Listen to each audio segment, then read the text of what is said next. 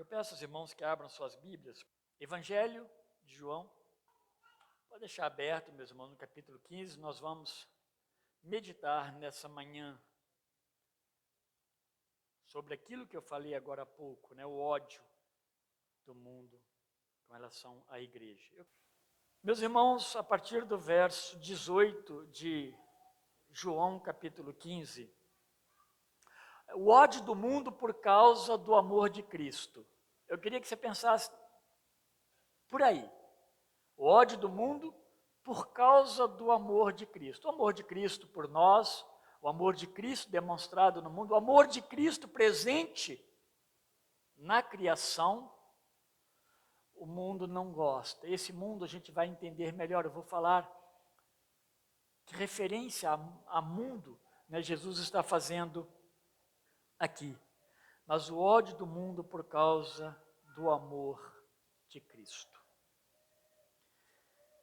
Dietrich Bonhoeffer, ou Bonhoeffer, como alguns dizem, ele escreveu um livro em 1936 chamado O Custo do Discipulado, ou Discipulado, alguns apenas usam só o título Discipulado. E a gente sabe que a história deste homem, um homem que permaneceu firme no Evangelho diante de uma turbulência na Alemanha e do lugar que surgiu, né, uma grande perseguição ao mundo, aos cristãos, todos que amam a Deus e declararam sua fé em Deus foram, de certa forma, perseguidos, aos judeus, porque amavam a Deus. É nesse clima que esse homem, Bonhoeffer, ele escreve, ele fala do Evangelho, ele fala da fé, da necessidade de perseverar, e ele vai lutar, na verdade, quase que meio sozinho, porque a igreja, naqueles dias, a igreja alemã, ou a igreja dominante na Alemanha, ela vai se aliar ao Estado em que Hitler, né, governava. Ele vai dizer em 1936, quando ele escreve o livro, o seguinte: quando Cristo chama um homem, ele pede que esse homem, venha e morra. Palavras fortes. Ele talvez não pensasse, porque ele vai morrer em 1945, ele vai morrer depois dos, vamos usar os 45 minutos do segundo tempo do jogo. Porque lembraram dele, ele foi separado, e ele foi separado pelo governo, né, existente, pela força dominante de Hitler, porque ele era tido como um subversivo ao governo. E já com a tropa aliada, né, os aliados já entrando em Berlim para libertar, né, para dominar Berlim e libertar o mundo do peso dos alemães. Naquele momento, já que a guerra estava chegando ao fim, eles lembraram que precisamos matar o Bonhoeffer. E foram e mandaram ele para um lugar de onde ele estava, para outro lugar, e lá eles penduraram ele e o enforcaram. Aí acaba se cumprindo aquilo que ele mesmo escreveu, né? Mas, meus irmãos, Hitler, ele odiou Deus e tudo aquilo que tivesse alguma relação com Deus. O ódio do mundo por Deus, ele é imenso. Eu não sei se você consegue enxergar isso, talvez da forma como nós vamos ler aqui. Mas ele é imenso e é intenso. O ódio contra você que ama a Deus, ele é muito grande, não se engane. E também não comece a olhar todas as pessoas como pessoas que te odeiam. Mas, de uma forma geral, o mundo ele está combatendo tudo que venha de Deus, porque ele não ama a Deus. Porque ele detesta Cristo e o Evangelho. Então, vai sobrar para você e para mim nisso. A confissão de fé, eu vou ler, depois vocês vão perceber por que eu estou lendo. A confissão de fé, New Hampshire, no seu segundo ponto sobre o verdadeiro Deus. E para a gente pensar nisso, é importante lembrar que nesse texto que nós vamos ler da Bíblia, Jesus vai deixar claro que eles, primeiro, nos odeiam e nos odiarão por causa dele. Mas mais além ainda, porque eles não amaram e não amam o Pai. E Jesus tem parte com Deus. Jesus vem de Deus e Jesus é Deus. Então, do verdadeiro Deus, diz assim, a nossa confissão de fé, aquilo que a classe de membresia, inclusive, está estudando. Ela diz, cremos que há um e somente um Deus vivo e verdadeiro, um Espírito infinito, inteligente, cujo nome é Iavé, o Criador e Supremo Governador do céu e da terra, inexprimivelmente glorioso em santidade e digno de toda honra, confiança e amor possíveis, que na unidade da divindade há 3 pessoas, o Pai, o Filho e o Espírito Santo, iguais em toda a perfeição divina e executando distintos e harmoniosos ofícios na grande obra da redenção. Não se assustem, mas tem muitas igrejas que vocês chamam de evangélica, eu não anotei aqui, não quero anotar nomes aqui, uma delas a gente conhece. Ouve muitas músicas, elas recusam a reconhecer Deus. Igreja evangélica, que faz música, que se bobear nós cantamos. Eles recusam-se a reconhecer Deus na economia da Trindade, da salvação. É só Cristo. Inclusive batizam somente em nome de Cristo. Quanto que a Bíblia nos ensina? Em nome do Pai, do Filho, do Espírito Santo. É uma coisa que o presbitério dessa igreja observa nos batismos. Como eles foram, como foi a sua fé, o seu arrependimento, mas como foi o seu batismo? Importante isso. Jesus Cristo é Deus. Assim como o amor de Jesus que marca a igreja de Jesus Cristo, no texto anterior que nós não lemos, nós nem lemos esse, eu vou ler ainda, vou chegar nele, tá? Mas no anterior, essa expressão amor, e Cristo repete ela diversas vezes, 8 vezes ela acontece. Se você pegar do verso 9 até o 17, amor, amor, amor, ameis, amem, ela vai se repetir por 8 vezes. Nesse que nós vamos ler agora, que eu estou fazendo essa introdução, do 18 ao 27, o ódio e essa noção e ideia de perseguição do mundo a Cristo e também aos seus discípulos se repetem por 9 vezes, como sendo uma reação do mundo ao Deus que os amou profundamente e os criou.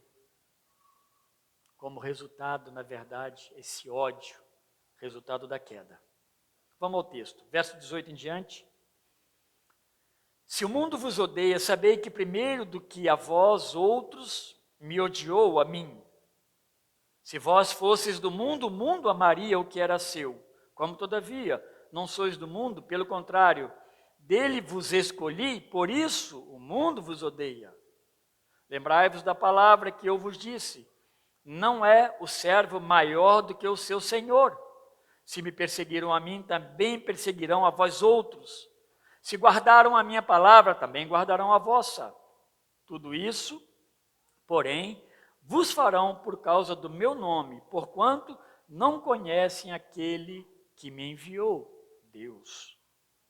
Se eu não viera, nem lhes houvera falado, pecado não teriam. Mas agora não tem desculpa do seu pecado. Quem me odeia, odeia também a meu Pai. Se eu não tivesse feito entre eles tais obras, quais nenhum outro fez, pecado não teriam. Mas agora, não somente têm eles visto, mas também odiado tanto a mim como a meu Pai. Isto, porém, é para que se cumpra a palavra escrita na sua lei. Odiaram-me sem motivo. Quando, porém, vier o Consolador, que eu vos enviarei da parte do Pai, o Espírito da verdade, que dele procede, esse dará testemunho de mim. E vós também testemunhareis, porque estáis comigo desde o princípio. Jesus ele acabara de dar instruções acerca da necessidade deles amarem uns aos outros. Jesus veio trabalhando isso. Eu falei que a palavra é a expressão amor, e amor ágape, que é o amor doador, o amor que se entrega. Ele acabou de instruí-los sobre isso, porque ele os amou. O amor de Jesus pelos seus discípulos, como mestre e também como um exemplo, ele foi fiel. Ele foi o amor que se doou. E nós acabamos de celebrar a ceia e trouxemos à nossa memória que Cristo morreu na cruz do Calvário pelo nosso pecado. Ele foi um amor amigo, um amor verdadeiro. Só que enquanto Jesus está falando, essa demonstração de amor, ela vai encontrar o seu auge lá na cruz. E eles ainda não tinham visto isso. Eles veriam esse auge, esse ápice do amor de Cristo lá na cruz do Calvário. Esses aqui, então, esse momento que Jesus está instruindo seus discípulos, eles são os últimos momentos de Jesus com eles. E o Senhor deseja, então, que eles estejam e permanecessem preparados para continuar o evangelho da graça, do qual eu e você somos resultado. Essa boa nova do evangelho que eles precisavam dar continuidade. Então, desse claro entendimento deles, eles precisavam entender isso com clareza e obedecer. A partir daí, então, o evangelho cresceria, sobreviveria, não pelos discípulos, mas pelo poder de Deus, pela presença do Espírito, que esse texto deixa muito claro, diante das maiores adversidades possíveis. Não é fácil, meus irmãos. Nós temos batido muito aqui nesse ponto, de quando você crer em Jesus, a expressão mais usada, né? Você aceita Cristo como Senhor e Salvador, você não veio para Cristo para ter uma vida plena e maravilhosa e sem sofrimento. Pelo contrário, o Evangelho prevê sofrimento, abandonos, solidão, tudo isso, perseguição, dor. Não acreditem quando falar que o Evangelho vai te libertar de todo sofrimento. Aliás, a Bíblia deixa muito claro que nós seremos libertos dessas coisas. Aonde? Aqui? Não. Aonde? Na eternidade. Não haverá mais dor, mais sofrimento. Deus estará conosco. Deus vai refazer aquilo, então, que no princípio ele criou e pecou. Nas últimas horas, ele já falou para eles sobre a ceia, ele falou sobre a celebração, a manutenção da celebração da ceia de uma forma contínua. Ele já os instruiu sobre a missão primordial do discípulo, que é amar e servir a Deus e o seu próximo. Tudo isso ele está falando nesses últimos momentos em que ele está com seus discípulos. Ele também anunciou de forma profética a vinda do Espírito Santo, que ele vai repetir aqui nessas palavras do capítulo 16. E com a vinda do Espírito Santo, eles jamais ficariam sozinhos. Quando Jesus está falando essas coisas que muitas vezes passam desapercebidas, que bom, o Espírito Santo, não é só isso. Ele está dizendo o seguinte: você não estará sozinho. Eu permanecerei contigo. A minha palavra estará disponível para você e o Santo Espírito também. Jesus então deixa claro que permanecendo nele, como videira verdadeira, obedecendo aos seus mandamentos, eles seriam discípulos frutíferos, que é do capítulo 15, aí, verso 1 até o verso 8. Eles frutificariam.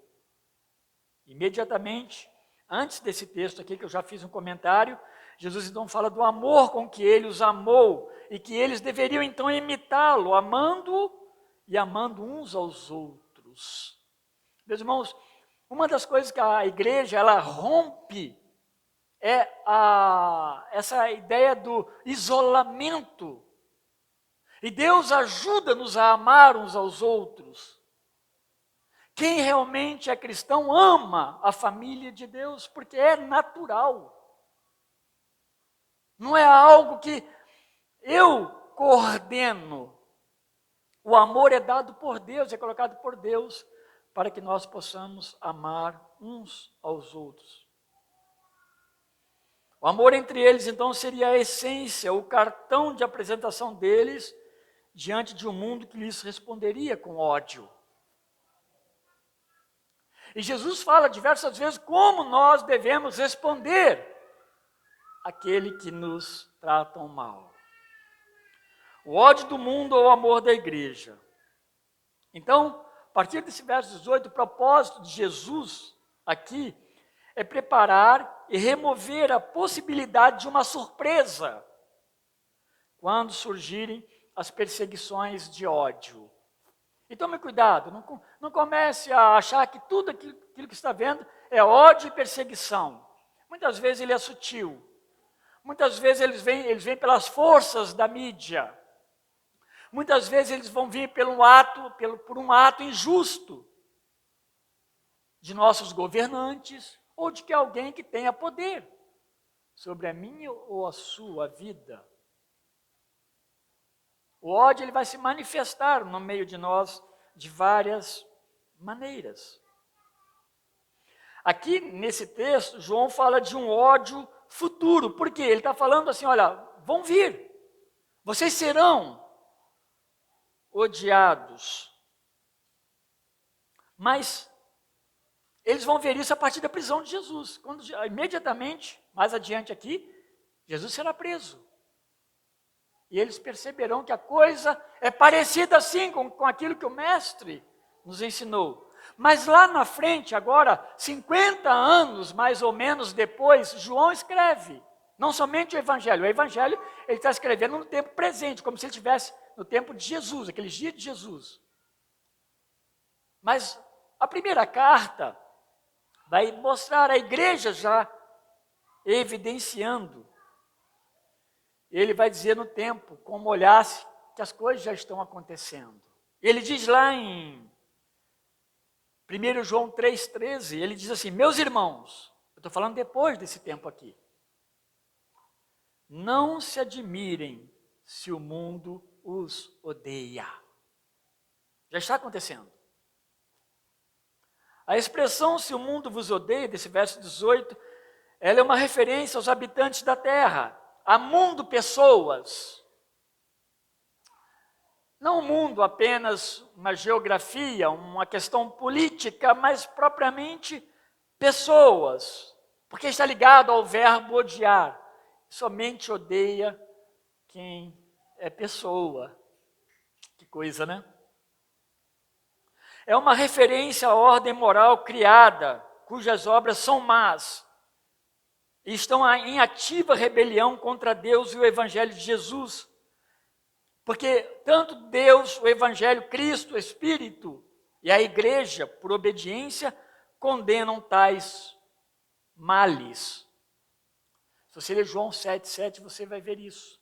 Essas pessoas, eles são maus e, portanto, eles fazem essas coisas porque eles não amam a Deus e são maus. Pessoas odeiam. E por que elas odeiam outras pessoas? E por que elas odeiam a Cristo, que estava presente no momento em que Deus Pai operava o milagre sobrenatural da criação? Por que elas odeiam a Deus, a Cristo, ao Espírito? Por que elas odeiam a igreja, que representa Deus, o Deus que criou todas as coisas, o Deus que nos deu todos os benefícios dos quais nós fazemos uso de maneira maravilhosa. O homem então passou a odiar o seu Criador, ele passou também a odiar o seu semelhante, à medida em que este homem, sendo criado puro e perfeito, ele desejou por usurpação ser igual a Deus, coisa que nem o próprio Senhor Jesus, homem, desejou. Filipenses fala disso. O homem, então, ele caiu em pecado, ele passou a odiar o seu Criador, ele passou também a odiar o seu irmão. Perverteu tudo, por isso que é depravação total. Eles rejeitaram primeiramente a Jesus, porque Jesus vem da parte de Deus. Então, sob a queda, o mundo troca de senhorio, agora tendo Satanás como seu príncipe, o qual se opõe a Deus, a Cristo, ao Espírito e à Igreja. O próprio Senhor Jesus define Satanás como mentiroso, homicida, cheio de injustiça. João 8,44. Ao mesmo tempo, 1 João 5,19 faz uma clara distinção e declaração diferenciando aqueles que são de Deus e por ele guardados em contrapartida ao mundo, porque lá ele diz que o mundo jaz no maligno. Quando Paulo escreve aos Efésios, ele trata o homem como morto, cadáver. Mas esse homem morto, cadáver, é justamente, ele está morto em relação a uma possibilidade de reação diante de Deus. Ele está morto para a vida com Deus. Ele não consegue reagir, não deseja reagir, porque ele está sob o domínio do pecado e a direção de Satanás. Por isso que o mundo jaz no maligno. E aí a gente pode pensar na questão do ódio. O mundo, então, sob o domínio do diabo, ele rejeita a moralidade, ele rejeita a justiça de Deus, ele então cria as suas próprias leis em confronto ao mandamento soberano de Deus. A gente não deve se iludir quando nós vemos leis boas. Que bom que existem leis boas. Mas o mundo que luta contra Deus e contra aqueles que são de Deus, eles vão criar caminhos próprios, leis próprias que eles acham justas. Se um dia eles acharem que as pessoas pobres estão dando muito trabalho economicamente no mundo, são palavras minhas. Vamos criar uma lei. De alguma forma a gente consiga exterminar esse pessoal. Olha, não estou falando de nenhuma ficção. Hoje isso parece impossível. Mas nós não podemos perder de mente que nós estamos num mundo que não ama a Deus e as suas leis e as suas regras. Tanto que nós ouvimos tantas vezes, né, aquele dito por mulheres, né, meu corpo, minhas regras. Deus não entra nesta equação. Por isso, nós vamos encontrar Jesus advertendo muitas vezes sobre a necessidade de obedecer aos seus mandamentos. Do 9 ao 17 nós vemos isso, percebemos. Permanecei, obedecei, guardai, amai. São coisas de Deus. São coisas que você vai encontrar no reino de Deus, na palavra de Deus, no convívio e no relacionamento com Deus. Fora de Deus será sempre um amor superficial. Nós não conseguimos construir um amor como o amor de Deus. O nosso amor vai exigir, o nosso amor vai querer algo em troca, enquanto que Deus, ele se deu lá na cruz do Calvário, no nosso lugar. Ele não pediu nada em troca. Dessa forma, Jesus clareia as mentes deles, diferenciando este mundo pecado, dizendo que jaz nesse mundo que jaz, aliás, João diz que esse mundo jaz no maligno. Então Jesus diferencia esse mundo pecado, mal, do mundo reino de Deus. Tudo pertence a Deus. Mas Deus tem formado dentro desse reino maior que pertence a Ele, Deus tem formado e tirado aqueles que vão lhe pertencer de uma forma muito especial. Não são todos. Este reino para o qual ele os escolheu, assim que diz o texto, eu vos escolhi. E Deus nos escolheu em Cristo e nos naturalizou. E Ele nos deu cidadania do reino de Deus, do reino do céu. Verso 19 diz, se vós fosseis do mundo, o mundo o amaria. Ele amaria o que era seu. Como, todavia, não sois do mundo, pelo contrário, dele vos escolhi, por isso o mundo vos odeia. Vocês percebem? Que nós não podemos fazer barraca, casa, lindas casas. Podemos fazer, mas a nossa mente não pode estar presa nessas coisas. Estaríamos perdidos. Porque algo maior e melhor já foi construído por Deus no céu para nós. Aí você pode imaginar o que você quiser, mas isso é certo. Nós um dia estaremos com Ele para sempre. Não é aqui o nosso lugar. Talvez se isso aqui chegar só esse recorte aqui, lá nas mídias, eu possa ser processado por mentira, calúnia, fake news, muito corriqueiro. Não, é uma verdade, nós nos apoiamos nisso. Nós nos valemos dessa verdade. Ele nos escolheu. E é por isso que o mundo nos odeia. Aqueles que não são do reino de Cristo odeiam os que do reino são. É bem dentro desse contexto que Pedro ele consola aqueles irmãos em Cristo que se encontravam espalhados em algum lugar do mundo antigo, sendo odiados e divorciados ilegalmente de seus direitos civis. Leia uma carta de Pedro. É para chorar. Porque começa falando que eles são dispersos. Lá eles não tinham direitos. Coisas tão básicas, cidadania, eles não tinham. Pedro escreve consolando aqueles irmãos. Interessante que Pedro fala, olhem, mirem Cristo que morreu na cruz por nós. Pedro está alegrando aqueles irmãos, não está falando para eles, olha, vai chegar uma libertação para vocês, vai chegar um exército aí. Não, talvez vocês vão morrer nos seus sofrimentos, mas tem coisa grande e melhor preparado por Deus.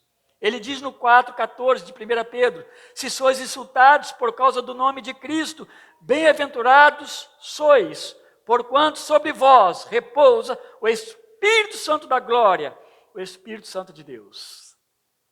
Então alegrai-vos, estáis contentes.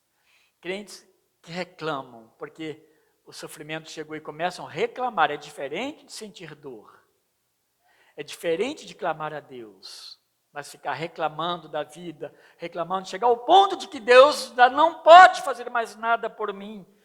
Isso, meus irmãos, é uma tristeza profunda. Jesus então tira seus discípulos do mundo, restaura-os por sua graça, agora leva de volta a fidelidade e amor que só existe nele e traz eles de volta das mãos do diabo para o seu legítimo monarca e rei, que é ele, que é o nosso Senhor.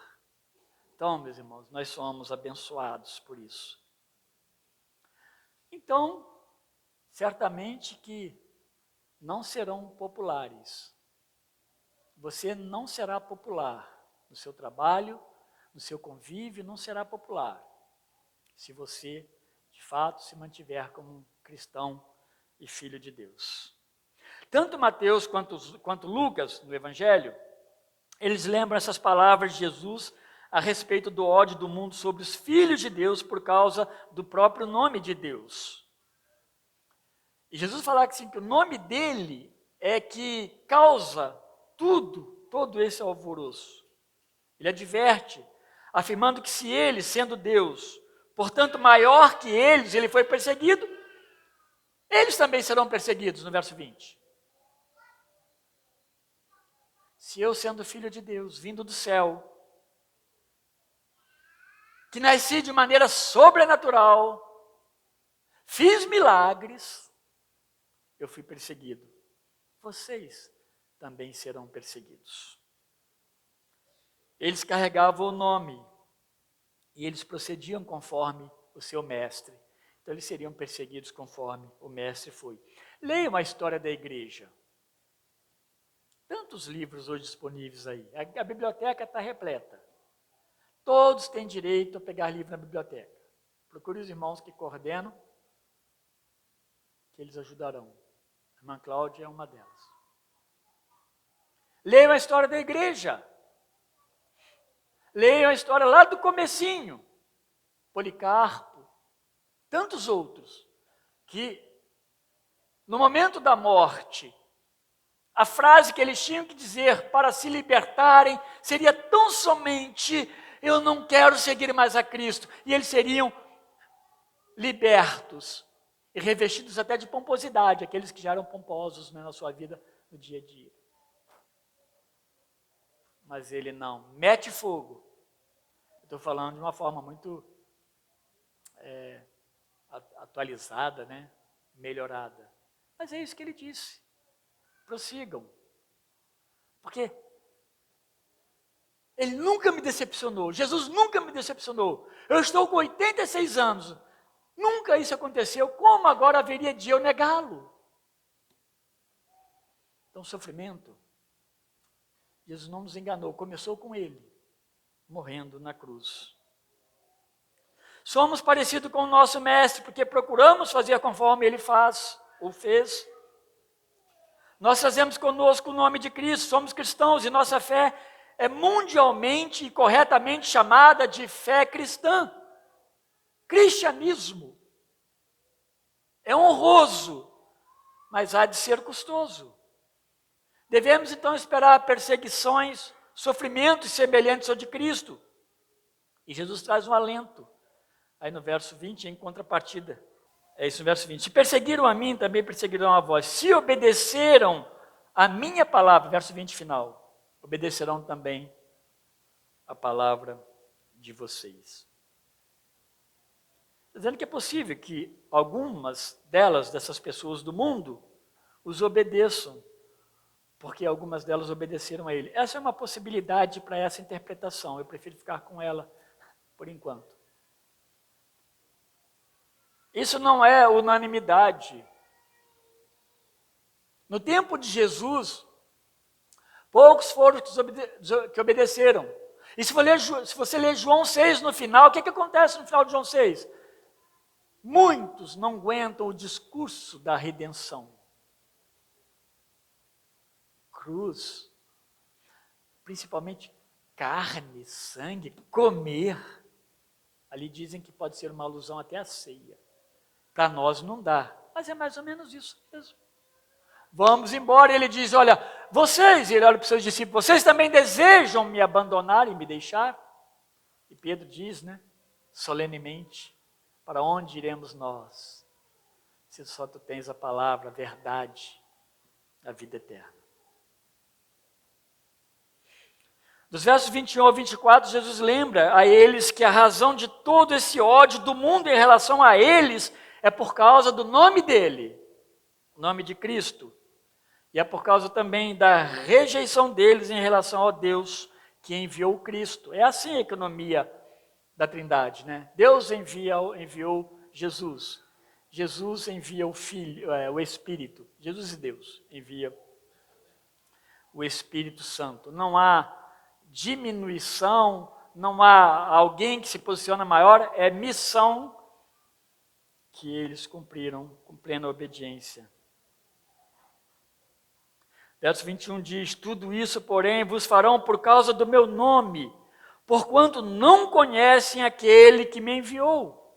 Dessa forma, meus irmãos, então, não depende de quem eles são, ou de quem nós somos, para sermos perseguidos, e sim, de quem Jesus é. A perseguição é por causa de Jesus. E se eles ouvirem Jesus em você, você será perseguido por causa de Jesus que está em você. Jesus deixa claro isso. Não é porque você simplesmente falou assim: eu sou um crente, e saiu correndo, né? Isso é uma opção de ele correr atrás de você e você se escondeu. Não. É porque, de fato, você ama a Cristo. E por amar a Cristo, você revela a Cristo. Nós mostramos daquilo que nós estamos cheios. E por causa de Cristo, você é perseguido. Este mundo amava um Deus que não chegasse tão perto deles. Pensando lá nos judeus, por exemplo, eles faziam tudo religiosamente correto. Mas quando Deus se aproxima deles em Jesus, eles recusam, eles rejeitam Deus. Não queremos Deus tão perto de nós. Aliás, há uma passagem lá em Êxodo, quando Deus falava do Monte Sinai, e trovejava e caía relâmpagos, e a voz de Deus era aquela voz tremenda. E eles viram para Moisés: fala tu conosco, mas não fale Deus. Porque nós temos medo. Mas naqueles dias de Jesus, eles eram muito religiosos e diziam que amavam a Deus, mas eles rejeitaram Deus. Quando Deus se apresentou a eles, eles o mataram lá na cruz do Calvário. Então é um mundo coberto pelas trevas do pecado. Eles se rebelaram contra o Deus Criador desde a queda. Se tivessem reconhecido Deus, teriam também reconhecido a revelação de Deus em Jesus. Por isso que, quando você lê o Antigo Testamento, você precisa olhar para o Antigo Testamento como um dedo apontando lá para o Novo Testamento. Você precisa chegar lá. Porque senão vai ser apenas mais uma leitura e pode ser que você rejeite um ou outro, ou pode ser que você faça como Marcion, né? Lá no princípio também do cristianismo, em que ele diferenciou, né, o Deus do Velho Testamento como o Deus do Novo, ele diferenciou os dois. Os dois são diferentes, um é bom, o outro é mau. A palavra de Deus é uma só, é um único Deus, é um único Jesus e é um único Espírito Santo. Deus os criou, Deus os revestiu de suprimentos e mandamentos, e mesmo diante da desobediência, Deus preparou uma forma em que este homem caído, ele pudesse ser erguido novamente e ser reconciliado com ele, Deus. Nós não ficamos abandonados quando nós desobedecemos. Quando nós o abandonamos, ele não nos abandonou. E isso se deu por seu amor e por sua misericórdia. João 3,16 afirma que Deus amou o mundo de tal maneira. Essa é uma palavra do Senhor Jesus ali para Nicodemos. Enquanto Efésios 2, 4 e 5 ele complementa: mas Deus, que é riquíssimo em misericórdia, pelo seu muito amor com que nos amou, estando nós ainda mortos em nossas ofensas, nos vivificou juntamente com Cristo. Olha como Deus fez comigo e com você. Olha por que nós somos chamados de adoradores e de servos de Cristo. Olha por que nós somos perseguidos. Porque as pessoas estão vendo Cristo em mim e em você. E Jesus anunciou para o mundo que eles estavam mortos em seus pecados e delitos, e eles, tomando conhecimento disso, o odiaram. O verso 22 deixa isso muito claro. E esse verso 22, se eu não viera, nem lhes houvera falado, pecado não teriam, mas agora não tem desculpa do seu pecado. Esse verso aí, meus irmãos, ele não quer dizer que Jesus, ele deu um start. Ele começou tudo ali, né? Ele startou a culpa, ele mostrou: agora que eu vim, vocês passaram então a serem culpados diante de Deus. Não é isso. O pecado e a condenação estão lá atrás, nascem lá no Éden, quando Adão e Eva desobedecem a Deus. É lá. E o pecado passa a habitar no homem e mata o homem moralmente, espiritualmente. O homem é separado de Deus, ele morre fisicamente, ele está morto espiritualmente, ele é um homem que não tem mais sentido diante de Deus. Se o homem perde sentido diante de Deus, não há mais porquê, né?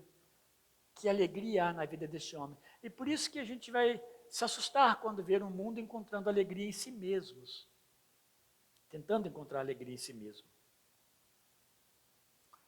Então, ao vir com a missão de libertar, Jesus desperta o homem, desperta no homem a rejeição voluntária da graciosa revelação de Deus, sua rebelião e ódio a Deus e preferência às trevas diante da luz, porque quando Jesus vem, ele vem para nos dar, nos aliviar da nossa culpa, nosso pecado. Mas aí levanta-se o ódio e a rejeição. Não, nós não queremos. A expressão que a gente vai ver no momento da prisão e depois do julgamento é o quê? Crucifica-o. Porque nós não queremos, nós queremos acabar com este homem. Mas, meus irmãos, quem estava por trás disso tudo? Era o grandioso Deus, Senhor do céu e da terra. E quando eles escolhem as trevas, João, lá em 3,19, esse mesmo evangelho, ele diz o seguinte: o julgamento é esse, que a luz veio ao mundo, essa luz é Jesus. Ele falou antecipadamente. E os homens amaram mais as trevas do que a luz, porque as suas obras eram más. Ódio. Ódio, aqui, meus irmãos, é uma aversão a tudo que possa ser, parecer, ter procedência divina, divina celeste, divina do único Deus. A graça, então, ela vem depois do pecado, para nos aliviar, senão não seria graça. Uma graça que custou. Portanto, Deus enviou Jesus para libertar o pecador da escuridão e condenação do seu pecado, mas o mundo odiou tanto a Deus e não recebeu a graça de Cristo. Veio para o que era seu, mas os seus não receberam. Vamos ver a segunda parte. Mas a todos quanto receberam, deu-lhes o poder de serem chamados, feitos, transformados em filhos de Deus.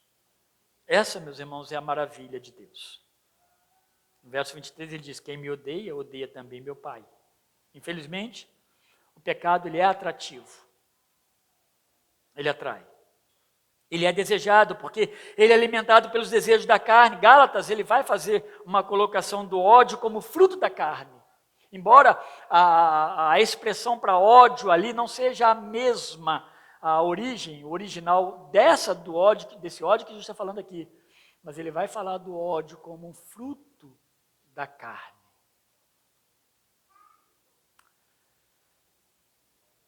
A mensagem do Evangelho de Cristo, vinda do céu, é rejeitada pelo mundo, porque ela ordena renúncia imediata.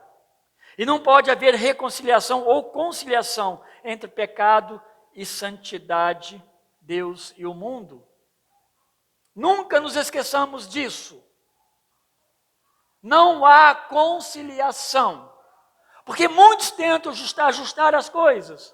Eu vou dar um jeitinho no meu pecado, para que ele não fique tão pecaminoso. Não existe. O pecado afasta o homem de Deus. Por isso que o arrependimento, ele precisa estar como algo presente constantemente no nosso coração, diante de Deus. E Jesus, como demonstrou em outras diversas vezes, inclusive sobre a traição de Judas, ele disse-lhes que as Escrituras, elas previram esse ódio. A Escritura, ela falou da traição de Judas, falou uma porção de coisa que aconteceria nos tempos finais de Jesus, mas ela falou também que o ódio, ele estaria sendo previsto no meio do cristianismo. É uma referência a um dos salmos, que é o 69:4, mas há outro salmo também. Lá diz assim, Davi como um tipo de Cristo, e diz assim: sem razão me odeiam, muitos sem motivo me prejudicam e desejam me destruir. Sou forçado a devolver o que não roubei. Isso não é ato de injustiça, não são ódios. Os evangelhos sinóticos, meus irmãos, os evangelhos que têm uma linguagem semelhante, que é Mateus, Marcos e Lucas, eles falam dos galileus, do tempo de Cristo. E quando ele fala dos galileus do tempo de Cristo, ali, naquele texto, ele está se referindo às cidades de Corazim, Betsaida e Cafarnaum. E ali fala que elas foram advertidas porque elas viram os milagres de Jesus e elas não se arrependeram e que, portanto, elas receberão julgamento mais severo do que povos pagãos como Tiro, Sidom e até mesmo Sodoma. Elas viram, perceberam os milagres, não se arrependeram. Pelo contrário, com certeza sinalizaram seu ódio contra Cristo. Aqui então não é um convite a ver nos milagres sinais essenciais para a fé, porque Jesus está falando aqui, vocês me acompanharam e viram, né, as coisas que eu vos ensinei. Aqui não é um convite então para que milagre seja essencial para a minha fé, não é isso que Jesus ensina nas Escrituras Sagradas. E aí, meus irmãos, eu estava lendo J. Carson, um teólogo, estudioso das Escrituras. Ele diz sobre isso que a fé baseada no que se vê é intrinsecamente inferior. Ou seja, se você precisa ver para ter fé, é uma fé inferior. Mas ele diz que, mesmo assim, ela é intrinsecamente melhor que nenhuma fé. Ora, Jesus diz lá, aqui no 20 e 29, mais adiante, que felizes, né, bem-aventurados, os que não viram e creram. Mas Jesus está levantando neles que eles viram milagres, nem assim eles tiveram fé. O propósito central do Evangelho de João é justamente destacar alguns milagres de Jesus. Nós falamos bem no começo, repetimos algumas outras vezes. A fim de que esses sinais, esses milagres, eles apontem o observador, o leitor, o que viu, para o que é mais importante, aquele que realizou os milagres. É para isso que os milagres aconteceram. É para isso que Jesus adverte. Viram os milagres, Corazim, Betsaida, Cafarnaum, mas não creram, não se arrependeram e demonstraram sua fé em Cristo. Mas o propósito do Evangelho de João é que os milagres apontem para Jesus. E essas pessoas, vendo os milagres e crendo em Jesus como libertador da condenação do pecado, tenham vida eterna. João 20, 30 e 31. Em tudo o que Cristo realizou, Deus foi visto. Não dá para separar. Eles quiseram separar. Muitas vezes querem separar hoje também, como eu disse no começo. Alguns caminhos chamados evangélico quer desassociar a Trindade. Não. Tudo que Cristo realizou, Deus foi visto. Mas o mundo tem odiado a Cristo como uma resposta do seu ódio ao Deus Criador e sustentador. Por consequência, odeiam os que amam e servem a Cristo e adoram a Deus pelo poder do Espírito Santo. Sou eu e é você. É a igreja de Cristo no mundo. Partindo, meus irmãos, para o final, como viver como cristão diante do ódio do mundo? Essa expressão não é minha, ódio, está na Bíblia. Jesus termina essa lembrança da realidade do ódio do mundo, consolando-os e encorajando-os pela promessa do Espírito Santo, versos 26 e 27. Eles não estariam só. Seriam revestidos do poder do alto.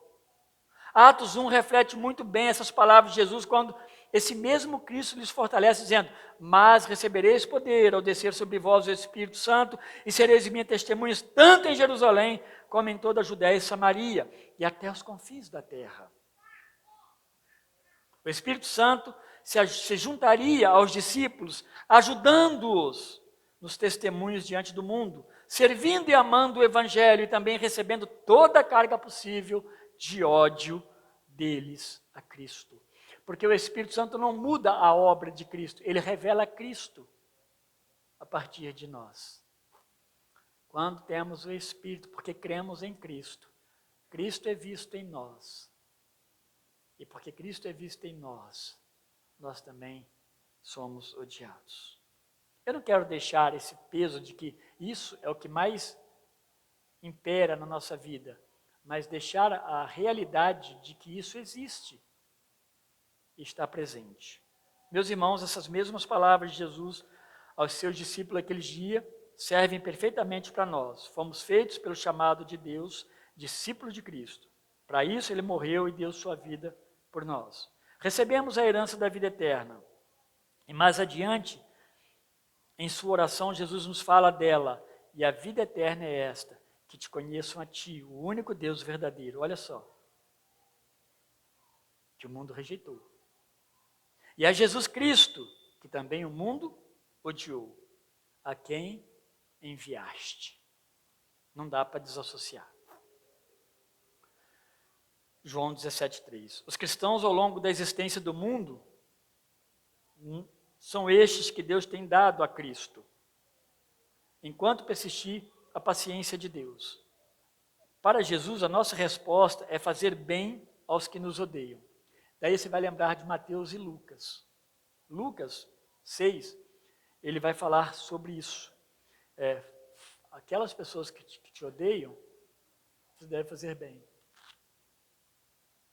Não é criar ódio, não é querer destruí-las, não é confrontá-las. Pedro tentou salvar Jesus quando ele foi preso. E ele saca da sua espada. Ele corta a orelha de Malco. E Jesus vira para ele e fala, não, está errado. Não é desse jeito. Então, quando a gente tenta imaginar o que significa amar os que nos odeiam, precisamos olhar para Jesus. É assim. Ainda bem que Jesus colocou a orelha de Malco no seu devido lugar. E nessa oração, então, do capítulo 17, eu quero encorajá-los, a vocês, irmãos, igreja, destacando que, apesar de o mundo odiar a Deus, odiar a Cristo, odiar o Espírito, odiar os cristãos, Jesus diz que nós estamos no meio deles. Por isso, roga a Deus que nos guarde. Eu vou ler essa palavra de Jesus como fim dessa mensagem. Lá em 17 de João, um pouquinho mais adiante, versos 12, 15 e 16, diz assim, já não estou no mundo, mas eles continuam no mundo, os discípulos. Ao passo que eu vou para junto de ti, ele ainda iria. Pai Santo, guarda-os em teu nome, que me deste, para que eles sejam um, assim como nós. Não peço que os tire do mundo, e sim que os livre do mal.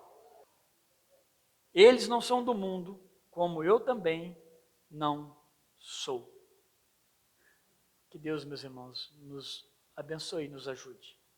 Essa não é uma luta nossa, em que nós vamos vencer com as nossas armas. Essa luta, primeiramente, ela pertence a Deus. Ele já nos deu todas as providências possíveis, todo o suporte possível. Apenas sejamos cristãos, obedientes. No tempo certo, Deus estará agindo para todo o sempre. Mas suporte, no nome de Cristo, para a glória de Deus. Obrigado, nosso Deus, por teu amor, misericórdia, graça, bondade. Obrigado, Deus, porque o Senhor nos ama. E já demonstrou isso para nós de uma forma muito clara. E nós compreendemos. Muito obrigado, Senhor. Ajuda-nos, ó Deus, diante de um ambiente, ó Deus, que estamos provisoriamente nele. Ajuda-nos, ó Deus, sermos servos do Senhor. Protege-nos, ó Deus, fala ao nosso coração, instrui-nos. Mostra-nos a tua vontade, Senhor, livra-nos do mal. Fortalece o nosso coração, ó Deus, consola-nos. Ajuda-nos, ó Deus, mira os nossos olhos nas coisas eternas, nas coisas do alto, como diz Colossenses 3. Ajuda-nos, ó Deus, a nossa caminhada. Vá conosco, ó Deus, como lemos em Hebreus 12. Ó Deus, é uma caminhada, Pai, em que nós não estamos sozinhos. Senhor, e tantos, ó Deus, cristãos que já partiram, estão como testemunhas de que, ó Deus, por mais que haja sofrimento, este é o caminho certo. Nós não temos dúvidas e declaramos a nossa fé no Senhor nessa manhã. Ó Deus, Só o Senhor é bendito eternamente. Obrigado. Senhor é o nosso Deus. É o Senhor, ó Deus, que por seu decreto eterno, ó Deus, enviou o seu Filho Jesus, que nós cremos, ó Deus, e nos salvou, e nos deu do teu Santo Espírito, e nos deu um povo, uma igreja, ó Deus, que fala e proclama o teu nome, aonde o Senhor nos consola, ó Deus, e nós nos consolamos uns aos outros. Muito obrigado, meu Deus. Fortalece a nossa fé, encoraja-nos a cada dia, ó Deus. Para a tua glória, nós oramos em nome de Jesus. Amém. Amém. À tarde, meus irmãos, teremos o culto às 18 horas aqui. Às 18 horas também na congregação. Você que está lá perto da congregação, vá ao culto lá, participe lá no Jardim Alvorada, né? Jardim Nova Alvorada.